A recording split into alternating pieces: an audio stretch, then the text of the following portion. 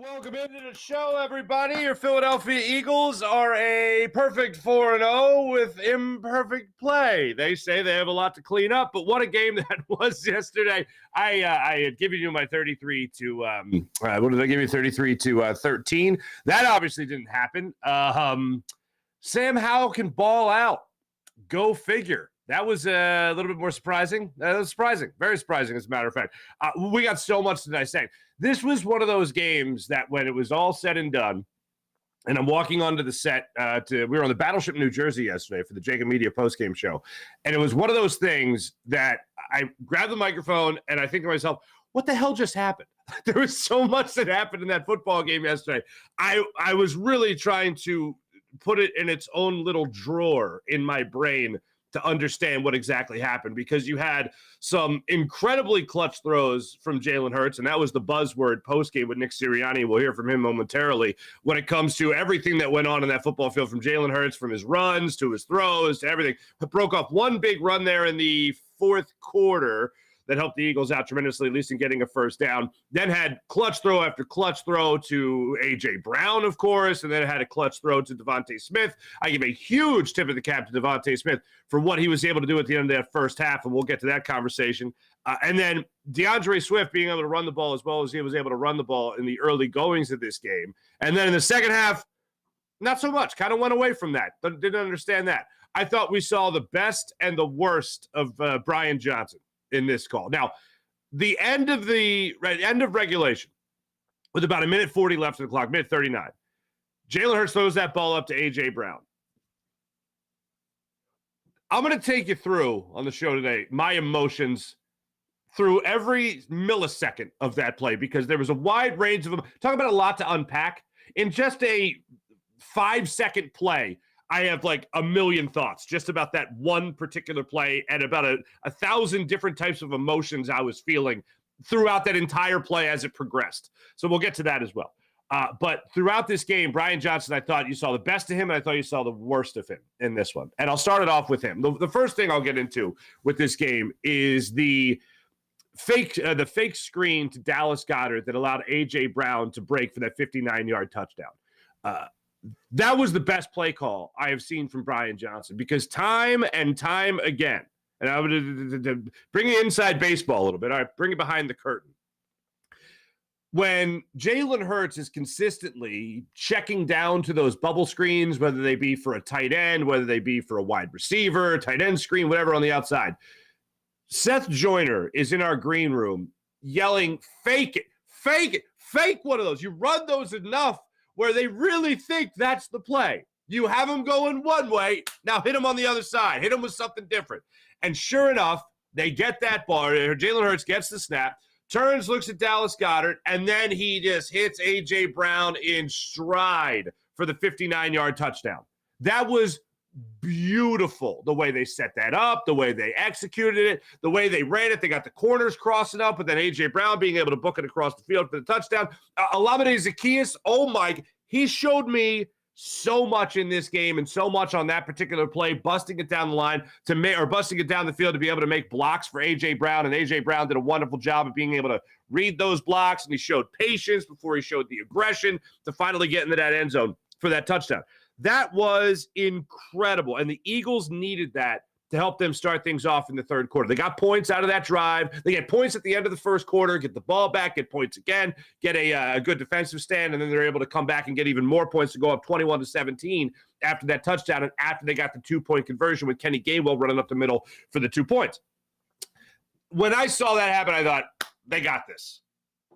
Okay, now the momentum is officially turned in the Eagles' favor. They were shutting down Washington for the last couple of possessions that they had, and momentum was really starting to swing in favor of the Eagles. Before the half, they get the big play to Devontae Smith. They get 3 points from Jake Elliott. Then they get they get 3 more points from Jake Elliott coming out of the half. They get the touchdown. They go that basically 13-0 run that they had right there, and I thought, this is all well and good. They get another field goal, and I thought, all right, this is good. But it was after that final field goal, that gave him 24 points in this game, when Washington was able to hold them to just a field goal. I thought, this is where you're going to be changing things up. This is where the momentum isn't exactly all on the Eagles' side, unfortunately.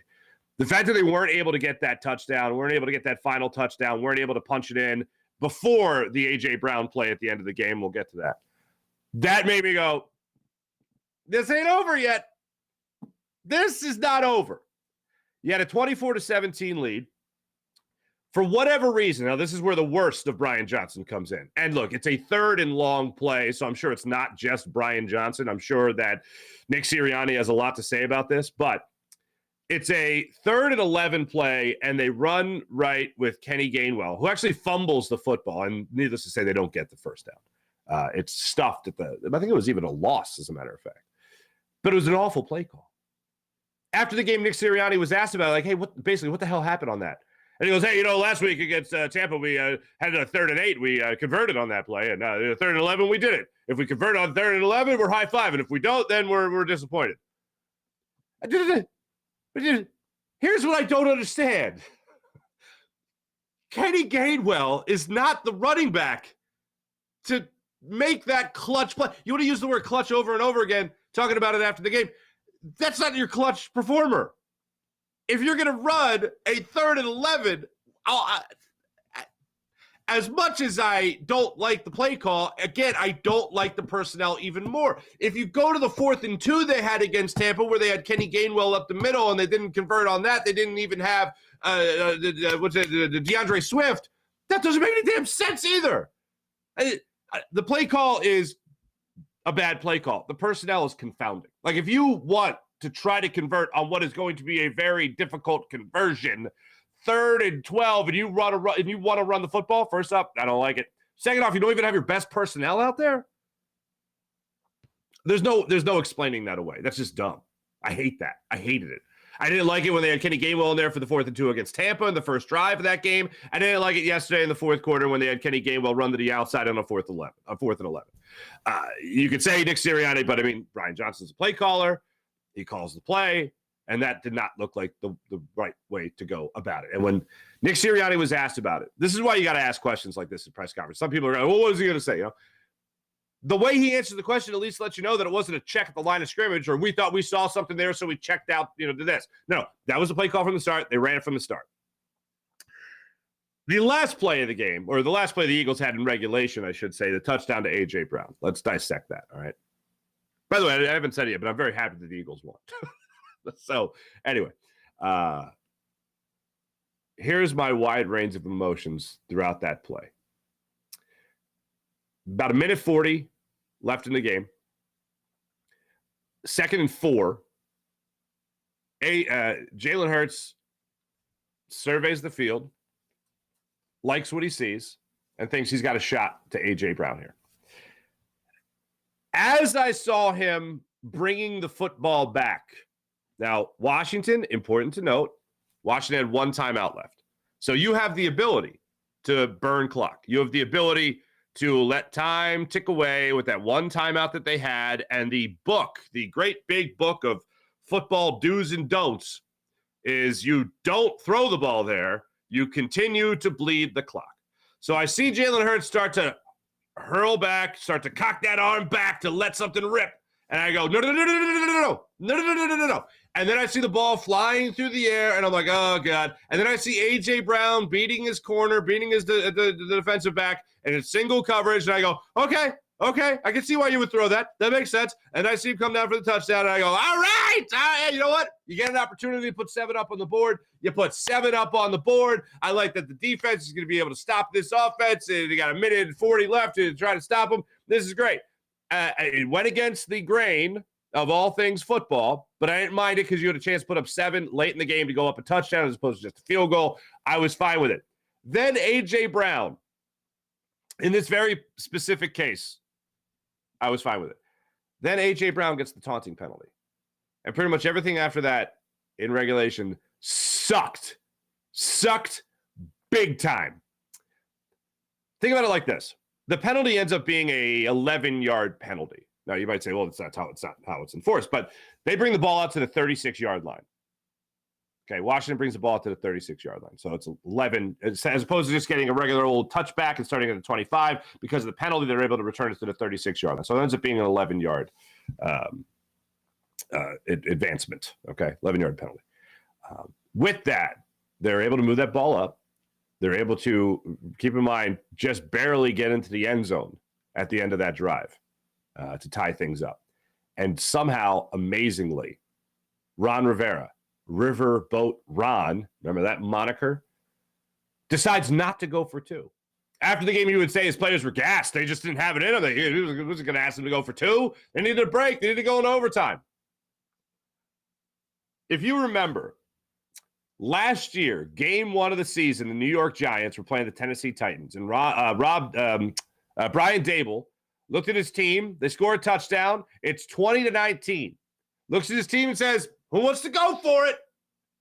Everyone to a man goes, we're going to go for it. They go for it. They get the 2-point conversion. They go up 21-20, and they win. Brian Dable goes on Coach of the Year.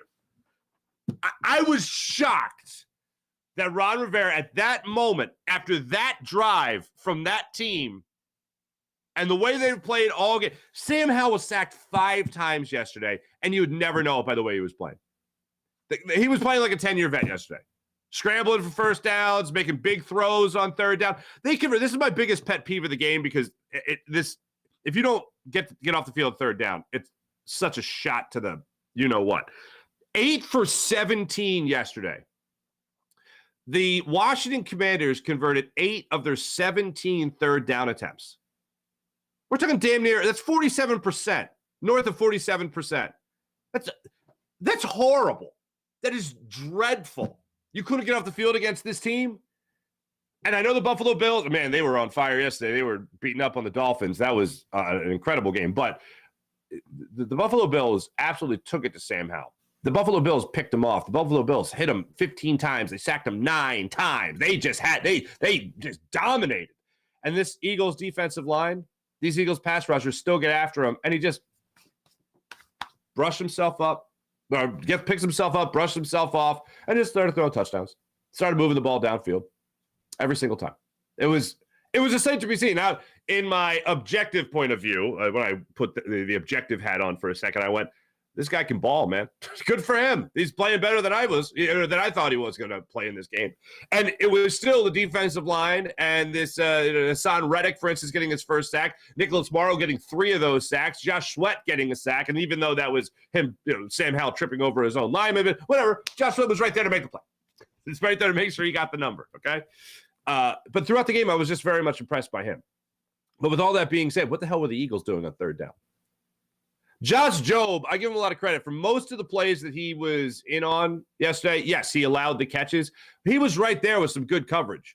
There's 2 throws early to McLaurin that he was right on him for.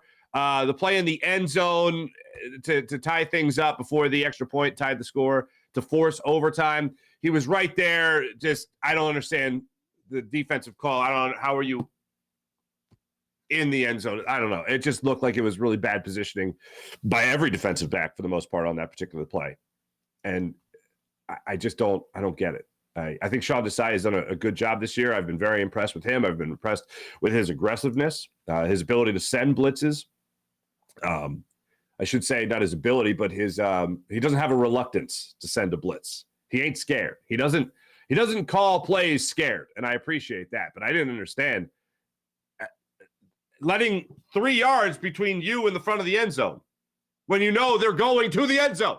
Didn't make any damn sense to me. But for the most part, I thought Josh Jobe played well, but the best view of that touchdown, unfortunately, to tie things up and force overtime. But the biggest thing to me is just the third down conversions that the Eagles just weren't able to get off the field for time and time and time again. I don't know where you guys are at on that touchdown to A.J. Brown, but just to get into that for a second here. The great big book of football rules, do's and don'ts. They did something they shouldn't have. You bleed the clock. You make them burn their timeout. You continue to move down the field. My only thing was you don't know what's going to happen if you're trying to run the football. You could fumble, and there's other things that could happen. It's not like it's a guaranteed thing, but it's the closest thing to a guarantee. When the ball was flying through the air, I didn't like it. I saw then the coverage and how A.J. Brown had it beat, and I went, all right, well, you're going to get 7 points here, and, I trust this defense to make a stop here. Only one timeout for Washington. I didn't have a problem. And then as time went on, literally the next second after the ball crosses the goal line in A.J. Brown's hands and he gets the taunting penalty, I thought, this isn't going to end well. And sure enough, it didn't. They forced overtime. Now, in overtime, Eagles were able to get into position, and I got to give a huge hat tip to Jake Elliott.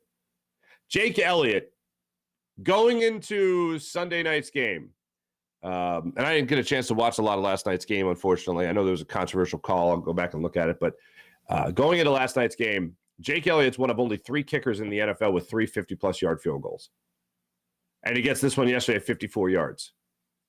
Before the half, I mean, he was money by getting you those points. I mean, Devontae Smith sets you up for the field goal. And then Jake Elliott, after they weren't able to get anything after that big catch by Devontae Smith at the end of the first half, Jake Elliott cashes it in for 3, comes out after the half, gets you another 3 points, and then, of course, comes out, gets you another 3, and then, of course, comes out in overtime, and then drills that 54-yarder to make you a 4-0 football team. It's an imperfect 4-0. You look at some of the teams that Washington has played, like the Bills, for instance.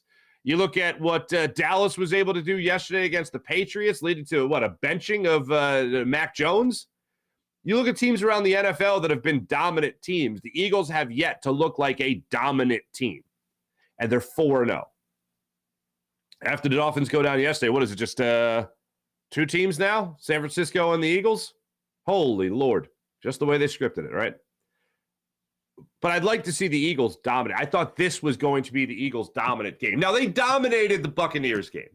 But even looking at that game, Jalen Hurts, I thought, had a very up-and-down game. When he was up in that game, he was way up. And it was like a possession-by-possession thing. It wasn't a typical, it was a tale of 2 halves. Jalen Hurts couldn't get the offense couldn't get anything going to the first half. Second half, they were dominant. No, it was like by possession in that Buccaneers game.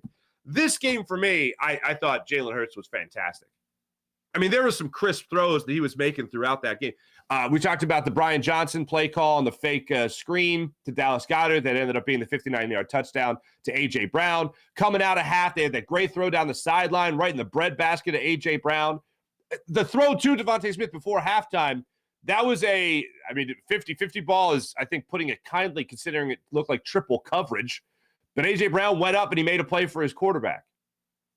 Olamide Zaccheaus getting that 3rd down conversion on the 3rd and 7, I want to say it was, in the 4th quarter to help things keep going there for the Eagles.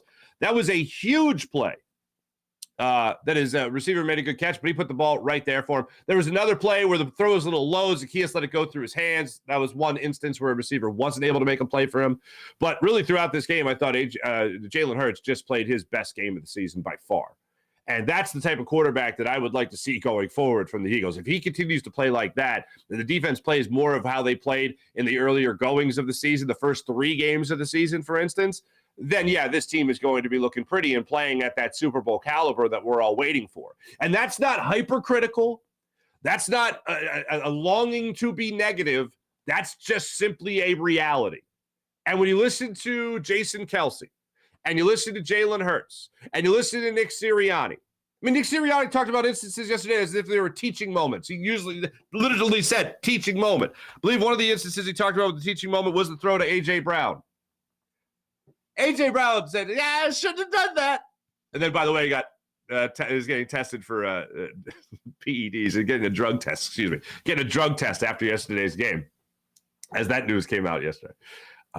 But overall, you're still longing for the perfect game. You always know you're not going to play the perfect game, even if the Eagles blow a team out 41-10 or something like that. Even if they do that, there's still going to be that one throw that maybe in the first quarter, Jalen Hurts missed a wide open Devontae Smith in the corner of the end zone that would have been a touchdown, and he just overthrew it. There's going to be that. It might look like it 41-10, pretty good, but there's still going to be things you can nitpick at as the game goes on. And yesterday, there was definitely a lot of meat left on the bone, especially when it came to those 3rd down conversions that the Eagles just kept allowing.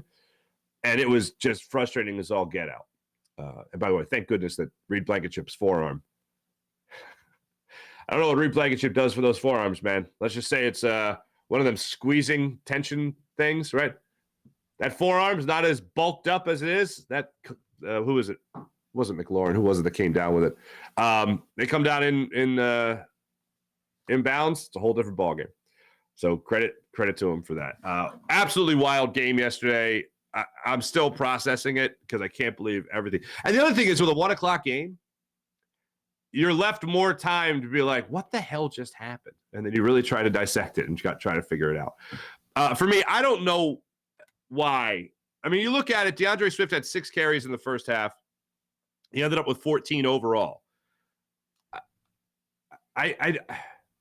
If they were struggling and their defense was struggling to get stops and their defense was struggling to get off the field, I understand that they were cooking offensively in the passing game yesterday. I just don't understand how DeAndre Swift didn't see the ball more. If I had, other than what I've just laid out for you, the big critique I would have offensively. And, oh, by the way, timeout there. On Brian Johnson, it looked like Jalen Hurts on that A.J. Brown touchdown throw, the final touchdown of the game for the Eagles. It looked like that was a checked play. It didn't look like that was necessarily a Brian Johnson call. It looked like Jalen Hurts saw something he liked, and he went for it. And it ended up working out in terms of getting the score. I'll let you hear from Jalen, and we'll let you hear from Nick Sirianni coming up in just a second. Of course, we're going to be checking in with all you wonderful people here on the chat check, as we normally do here on the Farzy Show. We're going to get in that conversation with everything going on with the Eagles and everything going on, of course, with your beloved Philadelphia Phillies being able to wrap up a playoff or not a playoff appearance, but wrap up the season with 90 wins and Alec Boehm getting his 20th home run of the season. So absolutely love to see that. Before we go any further, let's get into this conversation here and all that went down yesterday with the Eagles after the game. First off, let's talk about what went down between A.J. Brown and Jalen Hurts and what Nick Sirianni saw on that play as it developed. Here's the way it went yesterday. A little more. Sometimes you play, the main goal is to score, right? Sometimes it happens where, we ended up getting a big play. We saw a corner that was aggressive. We took an opportunity there, and it worked. Jalen and AJ made a great play. Obviously, and so you go in there, score. You go in there and score. What you don't want is the penalty to give them the extra 15 yards. AJ obviously was apologetic about that coming off the field. A lot of emotions in that game. We'll definitely learn from that. Learning moment. I generally speaking, I agree. As I took you through the emotions, I agree. You have an opportunity to put up 7 points, you put up 7 points. In that particular instance, by the book, you bleed the clock. You know what it reminded me of? In an odd way, it reminded me of another game against the Commanders 2 years ago. Remember our boy Nigel Bradham? Remember that guy? Huh? He had the pick 6 for the backdoor cover against Washington 2 years ago. He ran it back. The Eagles were already up. They were winning, and he ran it back for the pick 6. I think it was a pick 6. Maybe it was a scoop and score. I can't remember exactly, but he gets the turnover. In that play, you don't take it to the house to score. In that play, you pick up the football, you get the football, you secure the football, and you get down, you give the ball to the offense to bleed the clock. It's similar. Not identical, but similar. That's what the Eagles should have done yesterday. Looking back on it, yeah, damn right, that's what the if you would have told me they were going to give a 15-yard penalty, essentially it being an 11-yard penalty, I would definitely hold back on that throw. But you have 7 points staring you in the face. It's not wasting time for a field goal or giving the opportunity. We're going to be held to a field goal like you had. You just say, to hell with it. We're going to end this with getting a touchdown, and the defense is going to do their job. Unfortunately, the defense did not do their job, and the defense allowed them to go down the field and score. That was rough. I mentioned the third downs. That was obviously a huge thing. The other thing that bothered me so much was the 11 penalties with this Eagles team yesterday. 11 penalties. A couple were, I would say, either ticky-tack or not as hurtful as they would normally be. For instance, Terrell Edmonds' unnecessary roughness, the helmet-to-helmet hit that he had on Logan Thomas in the middle of the field that set up their second touchdown of the game. That was not a ticky-tack call, but it was ended up only being a 1.5 yard penalty. I had a bigger problem with Terrell Edmonds dropping the interception in the end zone. I had a bigger problem that Brian Robinson fumbled the football, and then Terry McLaurin fell on it when the Eagles had an opportunity to follow. So you had two opportunities to take the ball away, not just in the red zone, but in the end zone to negate a touchdown by Washington, and the Eagles failed to come up with that football twice. So that was a problem. But then we go to the penalties here, and then Terrell Edmonds had another penalty, the late hit on Sam Howell as he was going out of bounds. That was a damned if you do, damned if you don't type of thing, because Sam Howell, any quarterback is going to be reaching to try to get that first down. He stepped out of bounds. Edmonds made the hit. It's a bang-bang play. The way the game's called nowadays, you just got to let him have the first down, essentially. That's the way the game's called. It's unfortunate, but if you're in Terrell Edmonds' situation, if you're in his shoes on that play, the whole training, your whole life is make that hit. Don't let him get the first down. He steps out of bounds. He doesn't even reach for the first down, but he steps out of bounds, then you hit him, and you get flagged for it. Ends up being a huge penalty. So that was obviously unfortunate. That was early in the fourth quarter. It was on a 3rd and 4 play, and it ended up leading on a long touchdown drive. Ended up being that second Robinson touchdown. Or first Robinson touchdown, excuse me. So he's kind of between Terrell Edmonds is kind of between a rock and a hard place on that particular play. But that's the way it's called. The other was the Landon Dickerson play, where they line up for the brotherly shove, and Landon Dickerson gets called for a offsides. Washington's nose tackle was over the football as well. Bill Colarulo made an interesting point from Legal Hands to the Face podcast, also one of our co-hosts for JAKIB Media on the game day coverage. And one of the things that he had gotten into was, is this the way they're going to unofficially stop the brotherly shove? Is this the way they're going to do it? By just calling ticky-tack little penalties like this? Oh, he's lining up wrong. Like, I'm going to be paying a lot more attention now to where these guys are lined up, because if that's the way they wanted the game. Now, the Eagles, on 2 different occasions, they tried it again, and it ended up working. One particular instance was Jalen Hurts actually pulling out of the brotherly shove, running it to the outside. Thought that was an interesting thing. And then the other, I think it was the last one they ran, was it Olamide Zaccheaus? No, it was DeAndre Swift. No, it was Zaccheaus. Zaccheaus, picked up Jalen Hurts and carried him for the first down. That should be illegal. All right, of all the ones I've seen, that was the most illegalist of them all, by far. That one shouldn't be allowed. Everything else, I'm fine with. Everything else I'm fine with. Everything else was fine. But that was the only one. All right, so to continue to dissect what the Eagles had going on yesterday, we talked about the late touchdown there. That's a learning moment there, according to Nick Sirianni. But overall, this is the way Nick Sirianni described his quarterback, Jalen Hurts, yesterday in his performance. Clutch. Just clutch. I think that's the best way to say it. Whether it was the overtime drive, whether it was the drive where we scored with about a minute plus left, I just felt like what it was, hey, we didn't have a lot of possessions in the first half, and we needed that end of half drive to get going. Clutch. I think that's the best way to say it, Marcus. I thought that's where he was. I would agree with that.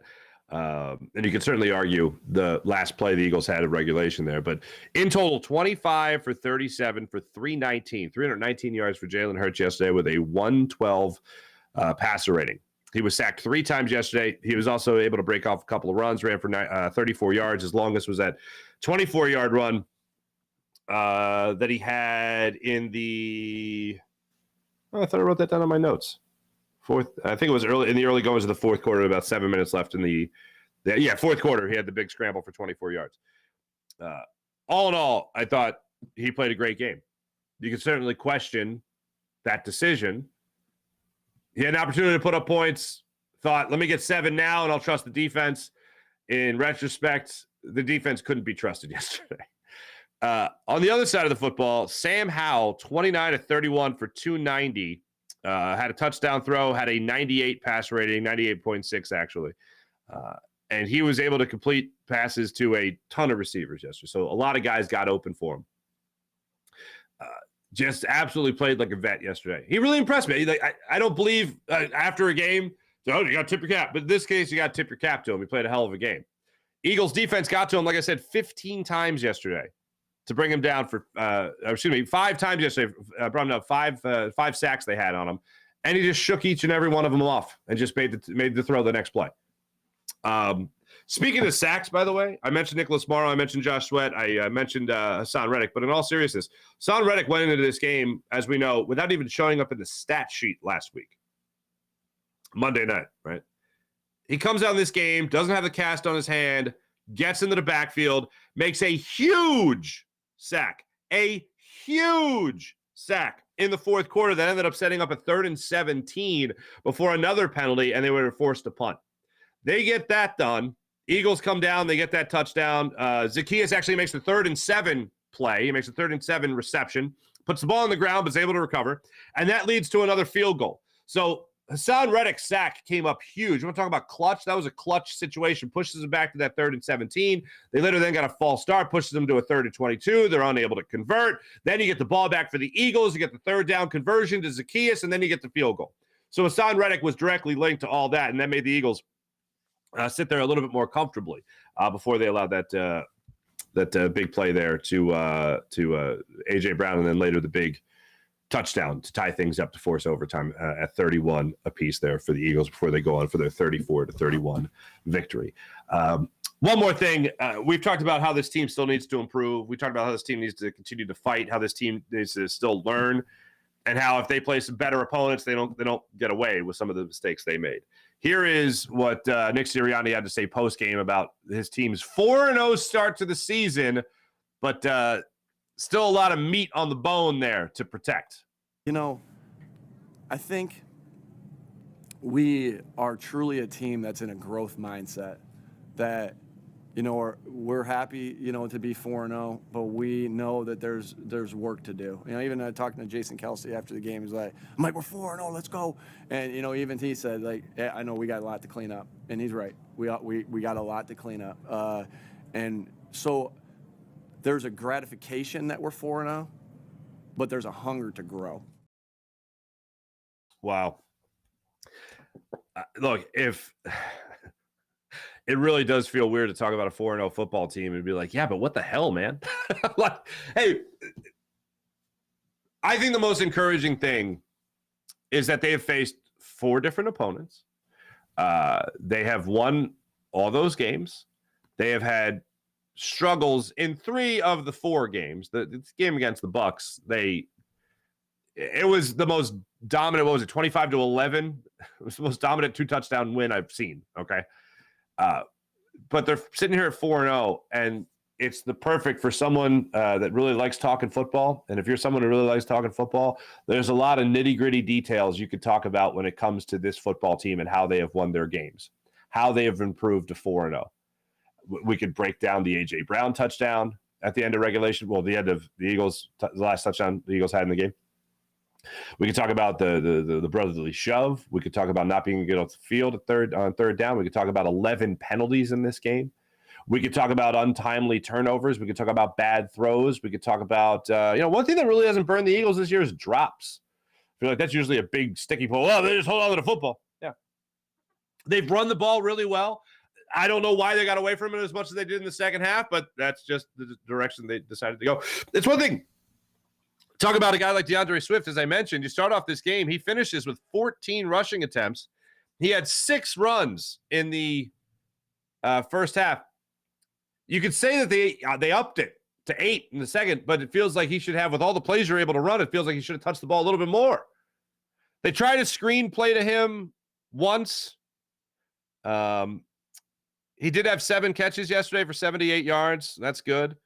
But it just looked like the thing that bothers me about the screen game, and I hate it when Andy Reid would say this. Andy Reid would always say, those screen plays, they're like runs. Yeah, what's funny about it, though? They're not. They're not runs. They are still pass plays. And you're not giving your offensive line. You talk about putting your players in the best position to make a play. Your offensive line are in the best position. Your offensive linemen are in the best position to make a play when they're at the line of scrimmage. Not necessarily when they're down the field trying to make a block or they're running out to make a block on a screen or something like that. But when they're just getting off the line of scrimmage, when the ball is snapped and they're just getting off the line of scrimmage right there, and you have Jason Kelsey pulling to make a block, or you have Landon Dickerson pulling to make a block, or whoever it might, Cam Jurgens, who got hurt and hopefully is fine and dandy, but we'll see. When you have those guys, that's the best position they could be in for you to make a play. That's the best possible position. So although screen plays and pass plays and throwing to DeAndre Swift, I'm all for it. But man, when you're able to run the ball down the throats of your opponent, go for it. Just keep doing it. That's your bread and butter. One thing I saw a little bit more of yesterday that I haven't really seen much of with this Eagles team is the RPO. I absolutely felt like there was a lot more RPO in yesterday's game, particularly in that first half. And I'm fine with that. That I feel. And look, you saw. I thought you saw more RPOs. At least felt like you saw more RPOs than you had really all season. Running the ball and the RPO have been, I think, what has made this team a great success over the last 21 regular season games and into the playoffs. I don't mind seeing that more and more as the season goes on. And if that's something that Brian Johnson was trying to get away from to use it later in the season, it kind of looks like your offense needs that for consistency. And Jalen Hurts, to his credit, man, he was on the money. He was on the money, making those reads and making those throws. He was in such a great rhythm yesterday. It was the best we've seen him as a all-around quarterback in quite some time. Really liked to see that. And I don't think he's sucked this year by any means. We just haven't seen him play to the incredible level that he was at. Like I said, in the Bucs game, it was really possession by possession. It was like, oh, there's Jalen Hurts, the MVP. Oh, that's not Jalen Hurts. Oh, there's Jalen Hurts, the MVP. It was kind of going back and forth like that. So I'm glad to see that as the game went on. Finally, let's hear from Jalen Hurts himself about where the team stands right now at 4-0. Yeah, I think it's reassuring. You know, I think it's reassuring for us, and I think more so, man. When you, like I said, when you feel those moments, they build so much character for you. I'm hammering in on that. It builds so much character, and I think that can mold the character of this team to trend forward and continue to grow. And I think we all have the mentality of looking at it and growing. And no one's satisfied. No one's satisfied. No one's ever satisfied. I'm never satisfied, but winning is the only thing that matters, and we'll enjoy those wins because we earned them. If you're going into the workplace today, if you're on your Zoom call today, if whatever it is, something's going on today, if something like that's going down today and someone's like, they're 4-0, whatever, just be like, yeah, 4-0, but never satisfied. Yeah, that's right. 4-0, but never satisfied. Love the guy's mindset. Absolutely love it. Let's get into the chat. Well, first, let me tell you about MyBookie. MyBookie.ag. Make sure you put in there promo code Farzy at MyBookie.ag. Presenting sponsor of the Farzy Show, MyBookie. Go to MyBookie.ag for more information. Let's get into the chat check here. Going to start it off on the Farzy Show chat. What's going on, guys? April, Sean. That game was much more of a roller coaster than it should have been. I concur. Sean Gillespie. Eagles have to clean up those penalties. Coaches must stress this. I agree with you on that. A.J. Brown is the fifth Eagle since 1970 to record 130 receiving yards in back-to-back games. That's fascinating, Sean Kilrain. Jeremy Maclin, Deshaun Jackson, Mike Quick, oh my goodness, and Harold Jackson, 1972. Wow. April, I was shocked they didn't go for two. I couldn't believe it. You really want to take your chances in overtime? Apparently they were gassed. That's all you can really say about it. And that's what the Riverboat Ron had to say about it. My team was tired. I don't know, man. I think if you're a football player, you're getting up for that moment, man. We were all saying it. Me, Gunner, I think Seth was saying it too. If they score a touchdown, they're going to go for two, right? Got to keep running the game. Absolutely. Fuji, what's up, Mike Fuji? Mihai Sanchez. Was Jalen Carter hurt yesterday? He didn't have a huge game, but he definitely was taken up. He was, look, 5-sack game. Defensive line went to work yesterday. Your linebackers being able to get in the backfield and make plays, they went to work yesterday. And a lot of that was because Fletcher Cox and Jalen Carter were taking up a lot of push there in that middle of the line of scrimmage. Eagles win. Division games are tough. Speaking of which, Marlins are going to give the Phillies everything they can handle. Yeah, I am not excited about – I still have the Phillies winning, but I am not excited about seeing the Marlins. I'm not at all excited about seeing the Marlins. Let me just tell you that right out of the gate. Let me see here. Fujiwara Red October. Mara, hell of a game. Says Sean Gillespie. I agree. Let me get over to the JAKIB Media YouTube channel. What's up, guys? Oh, you guys are piping hot today. Farzy can't bet the bar. Farzy, are you worried about the damn fit? Well, there you go. Yes, I am. If Hal did that, you would just wait until Purdy. What? Oh, if Hal came back. Yeah, I understand. Niners all damn day. Yeah. Kurtz, what's up? All damn day. Dak, Tua, Mahomes, Allen 2. Then your second half schedule has 5 losses. All right. Reed Blankenship's hand the MVP. Yeah, hand for him. Yeah. As far as you see the Jets, I did not see a lot of it. I saw the early goings of it when it looked like the Chiefs were going to blow them out by 40. See what happens when you start playing good teams. Well, evidence would suggest that the Eagles will just find a way to win because they just find ways to win. Unless they have a massive amount of turnovers, they just find ways to win. Dank, what's up? What a great game. Awesome game. Even better concert? What? Howie needs to get on the phone ASAP. We need to seal up the secondary. Yeah, Darius Slay, not his best game.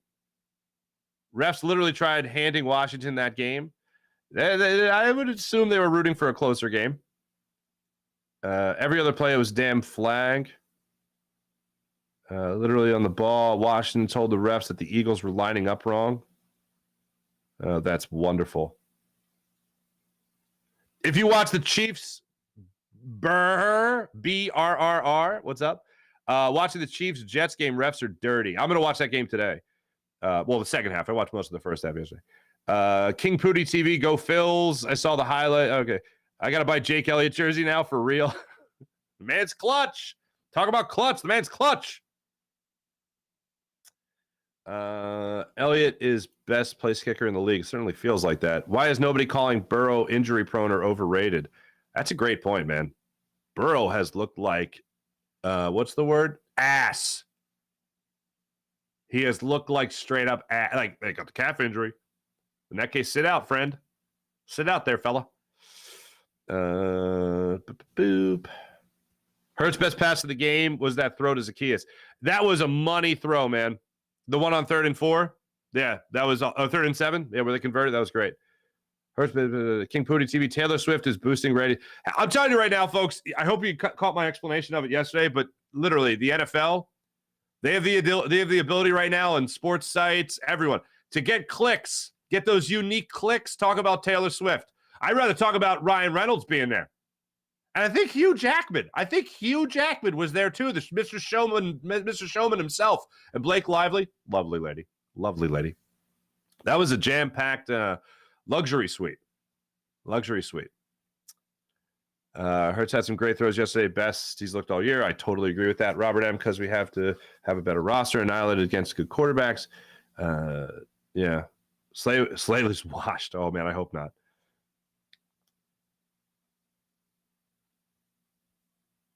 Bradbury, Reed is the best player in the secondary. He's been playing like the best player in the secondary. That's who said that? Eagles fan. There you go. Desai has them playing off because they're not fast enough. That is a concern. They were playing off consistently throughout that game. Can't wait until we lose our first game so we can get this 4-0 crab over with from last year. Yeah. Thank God it's only week 4. We have plenty of time. Yeah, to correct. Absolutely. You guys are piping hot in this chat. If I hear Taylor Swift one more time, hey, man, just got to Daz. If you hear Taylor Swift one more time, you just got to shake it off. Know what I'm saying? Thanks, everybody in the chat. You guys are great. Real quick on the Phillies. I got to get to this. I got to get out of here early, unfortunately, today, ladies and gentlemen. But I am so damn excited for playoff baseball to start tomorrow. 8:08 start time, by the way, for the Phillies. 2 great things happened yesterday. Phillies made it in terms of baseball with the Phillies. Phillies got 90 wins. First time since 2011. It's been a long time coming. And after that, you know what else happened yesterday? Alec Boehm got his 20th home run of the season. That is by far the best thing. Phillies, look, getting 90 wins is a nice number, okay? But it's a milestone for Alec Boehm, a guy that you're sitting and waiting for to develop into hopefully a power-hitting third baseman. 20 home runs is a good start to being a power-hitting third baseman. And seeing him be able to get to that milestone yesterday was a great thing. I've talked about it a lot. Rob Thompson talked about it the other day as well, how he wanted to see Alec Boehm get to that milestone, and he got to that milestone yesterday. So very happy to see that. Thanks, everyone, for watching. Thanks to everyone on the podcast. Make sure you guys like, subscribe, both the Farzy Show on JAKIB Media, and also thank the Farzy Show, or like the Farzy Show on the Farzy Show YouTube channel as well. Have a great rest of your day. Great rest of your day, everybody. Jim Hyde improves the program. All right, I'll see you guys tomorrow morning, 6 a.m. We'll talk some Eagles football, of course, and get you ready for